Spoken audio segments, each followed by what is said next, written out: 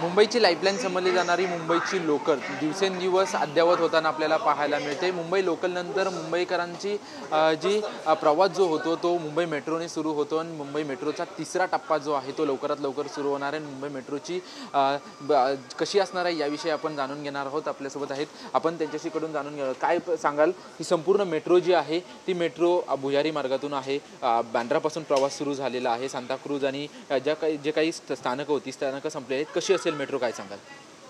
हे पूर्णतः भूमिगत रेल्वे सिस्टम आहे, मेट्रो आहे, हे सर्वांना माहिती आहे। आम्ही हे एक फेज 1 आता सुरू करतो।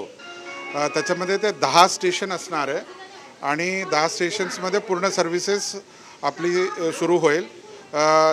पुढच्या टप्प्यामध्ये आमची ते पुढच्या सेक्शन आम्ही खुला करणार आहे आणि ह्या अंडरग्राउंड स्टेशन्स सगळे 10 स्टेशन्समध्ये सगळे एंट्रीज पूर्ण होता आणि आम्ही 2 एअरपोर्ट टर्मिनलला कनेक्ट करणार आहे।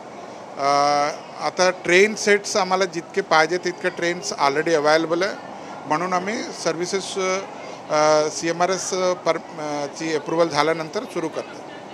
अगोदर आपण जर मुंबईमध्ये मेट्रो बघितली, घाटकोपर ते वर्सोवा मेट्रो होती, त्याच्यानंतर एअरपोर्टपासून जाणाऱ्या आरेकडे जाणारे मेट्रो होत्या। त्या मेट्रोमध्ये आणि ह्या मेट्रोच्या प्रवासामध्ये काय फरक असणार आहे? ती पूर्ण भारतामध्ये किंवा इंटरनॅशनलमध्ये मेट्रो प्रवासामध्ये काही जास्त फरक नसतो। तरी पण हे आपला मुंबईमध्ये पहिल्यांदा आपण अंडरग्राउंड लाईन करतो आणि ह्याच्यामध्ये खूप सारे आम्ही कठीण परिस्थिती आम्ही भोगवले आणि त्यातून पूर्ण प्रोजेक्ट पूर्ण होण्याची आता कगारवर आहेत। ट्रेन्स आपण बघितलं तर हे ट्रेन सेट्स आहे डिझाईन फॉर 95 किलोमीटर पीक स्पीडसाठी आणि 85 किलोमीटर ऑपरेटिंग स्पीडसाठी ते डिझाईन्ड आहे।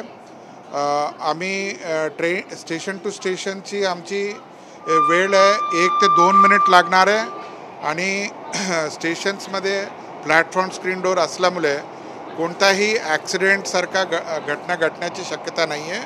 पूर्णतः सेफ असेल। सगळे स्टेशन्स फुल्ली एअर कंडिशन आहे।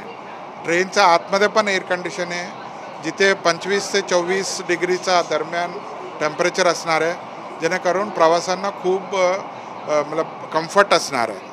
आणि ट्रेनचा आतमध्ये खूप सारे सेफ्टी फीचर्स आहे, जसे तिथे एमर्जन्सी अलार्म आहे आणि पॅसेंजर्स कंट्रोल सेंटरशी बोलू शकते काय एमर्जन्सी झालं तर। तसेच ते रेग्युलर अनाउन्समेंट असणार आहे, इन्फॉर्मेशन सिस्टम आहे, जेणेकरून ते प्रवास खूप सुखकर आणि ते कन्व्हिनियंट असणार आहे। प्रवाशांसाठी अद्ययावत सुविधा काय असणार आहेत, म्हणजे स्थानकावरती असेल किंवा मेट्रोच्या आतमध्ये असेल, CCTV असतील किंवा टॉयलेटची सुविधा असेल किंवा इतर पिण्याच्या पाण्याच्या सुविधा असतील, या सुविधा कशा पद्धतीने असतील? स्थानकामध्ये बघितलं तर ते बेसिक फीचर्स जे पाहिजे कम्प्युटरसाठी जे सगळे आहे ते आमच्या ऑटोमॅटिक तिकीटिंग वेंडिंग मशीन्स आहे, फेअर गेट्स आहे आणि पॅसेंजरसाठी इन्फॉर्मेशन मॅप्स आणि ते कस्टमर सर्व्हिस काउंटर्स आहे। तिथे त्या एरियामध्ये कम्प्युटरला वापरण्यासाठी एमर्जन्सीसाठी ते टॉयलेट फॅसिलिटी पण असणार आहे, ते पण खुला करणार आहे।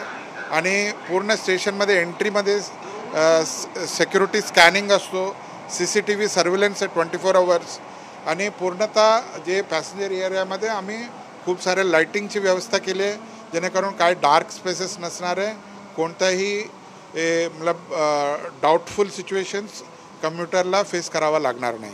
एक शेवटचा प्रश्न, संपूर्ण मेट्रोमध्ये जास्तीत जास्त टप्पा जो आहे तो भुयार मार्गात असणार आहे, त्याच्यामुळं मग हे आव्हानं जी होती ती आव्हानं कशा पद्धतीने पेलली गेली? कारण की जवळपास 22 ते 26 मीटर जमिनीपासून आतमध्ये ही मेट्रो आहे, मग आव्हानं कोणती होती आणि कशी ती पूर्ण केली गेली? खूप सारं आव्हान आहे ते आम्हाला. ते जिओलॉजिकल डिफिकल्टीज आहे, कन्स्ट्रक्शन एरियामध्ये जिथे आम्ही स्टेशन केलं आहे ते लोकल एरियामध्ये काही असुविधा होती लोकल रेसिडेंटसाठी आणि ते कन्स्ट्रक्शन तसंच आम्ही तुम्ही बघितलं तर आम्ही समुद्राचा खूप नजीक लागता जागावर आम्ही टर्नलिंग केलेलं आहे, आम्ही मिठी नदी क्रॉस केलं आहे, आम्ही 2 जागा railway track main western railway cross केला आहे। तसं खूप सारे चॅलेंजेस आहे, सगळे चॅलेंजेस आम्ही पार करून आता प्रोजेक्ट पूर्णतः स्थितीमध्ये पोहोचलं आहे आणि ते सगळं पूर्ण मुंबई शहरामध्ये लोकांची जे कॉपरेशन होते ते कॉपरेशनमुळे आम्ही हे सगळं पार पडू शकलो। आमच्याशी बातचीत केल्याबद्दल आणि ही सविस्तर माहिती दिल्याबद्दल. आपण पाहतोय की अद्ययावत मेट्रो जी आहे ती लवकरच मुंबईकरांच्या सेवेमध्ये दाखल होणार आहे आणि कशा पद्धतीने अद्ययावत आहे आणि कशा पद्धतीने सुविधा दिल्या जातात याची माहिती जी आहे ते मेट्रोच्या अधिकाऱ्यांकडून देण्यात आलेली आहे. कॅमेरामन प्रेम म्हात्रेसह निवृत्ती बाबर, TV9 मराठी, मुंबई.